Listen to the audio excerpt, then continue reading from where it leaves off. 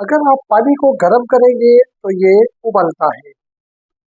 अगर पानी गर्म किया जाए तो ये उबलता है। ऊपर वाला जुमला एक्टिव वॉइस का जुमला, जबकि नीचे वाला जुमला पैसिव वॉइस का जुमला है। लेकिन ये जुमले कंडीशनल के पैसिव वॉइस जुमले कहलाते हैं।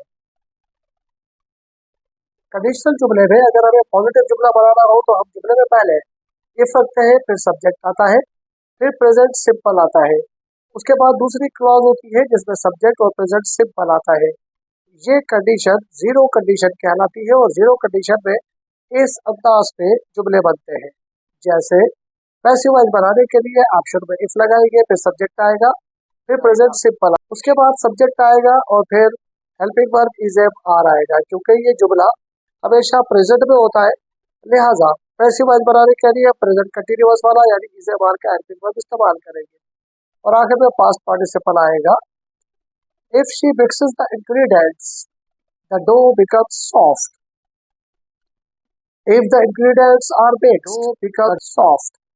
सब्जेक्ट को ऑब्जेक्ट और ऑब्जेक्ट को सब्जेक्ट की जगह रखा गया है, वर्ब की थर्ड फॉर्म लगाई गई है। Welcome to 25 day active passive course. आज की वीडियो में हम डे 23 को डिस्कस करेंगे और आज हम कंडीशनल सेंटेंसेस को डिस्कस करेंगे। कंडीशनल सेंटेंसेस में अगर हम फर्स्ट कंडीशन के मुताबिक जुमला बनाए तो जुमले में पहले टॉपिक प्रेजेंट सिंपल आता है और बकाया क्लास में सब्जेक्ट और प्रेजेंट सिंपल आता है। ये है जीरो कंडीशन का जुमला जिसमें आपकी कंडीशन में भी हमेशा 100% ट्रूथ होगा और रिजल्ट भी बिल्कुल ट्रू होगा।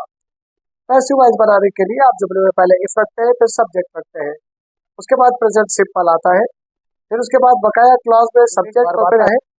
क्योंकि ये ऐसा जुमला होता है जो हमेशा ही ट्रू होता है, प्रेजेंट इंडेफिनिट में होता है, लिहाजा पैसिव वॉइस के लिए हम इज एम आर का हेल्पिंग वर्ब लगाते हैं।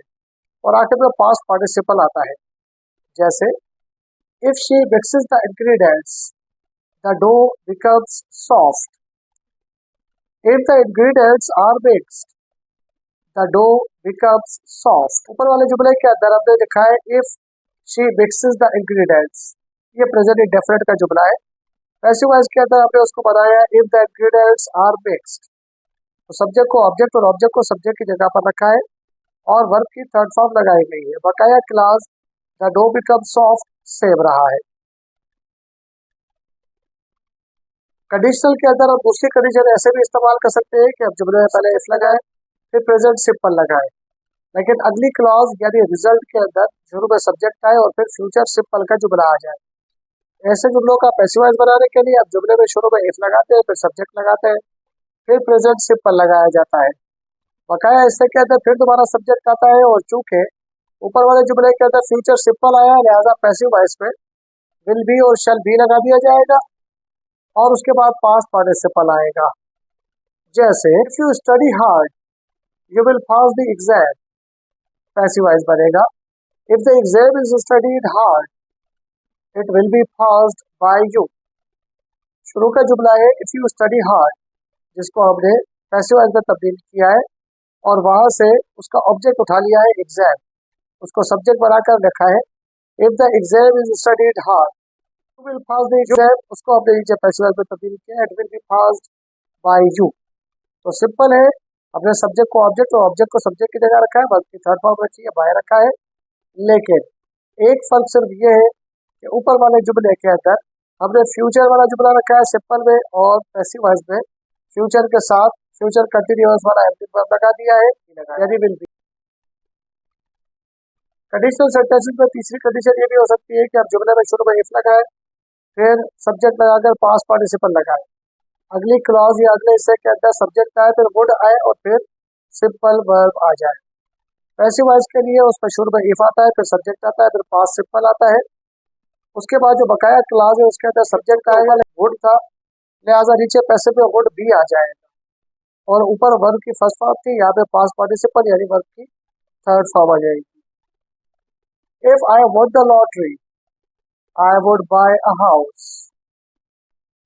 If the lottery was won, a house would be bought by me.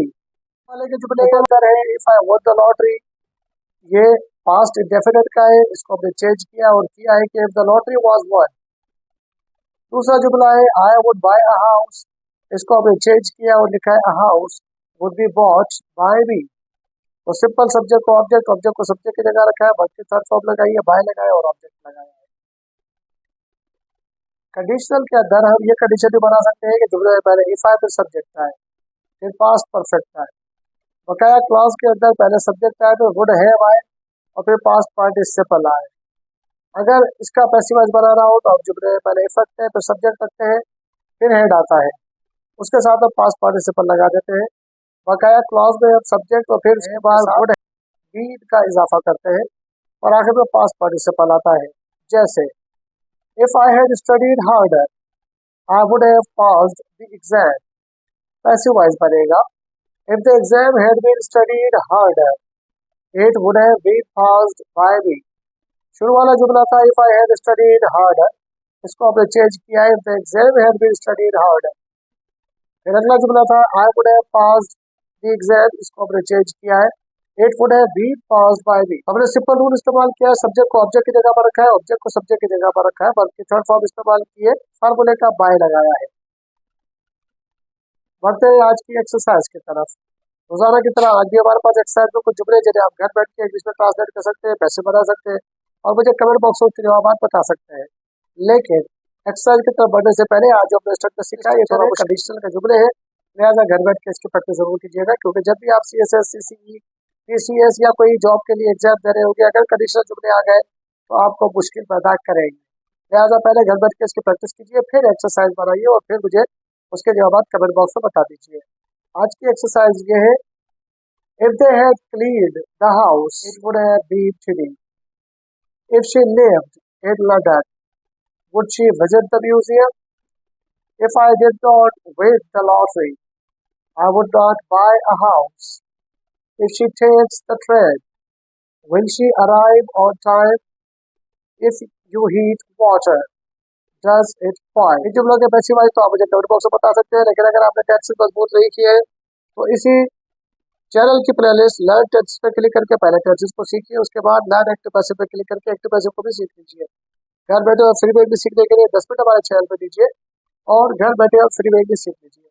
अपना और अपने चैनल का ख्याल रखिएगा। मिलते हैं अगली वीडियो में। टिल देन अल्लाह हाफिज।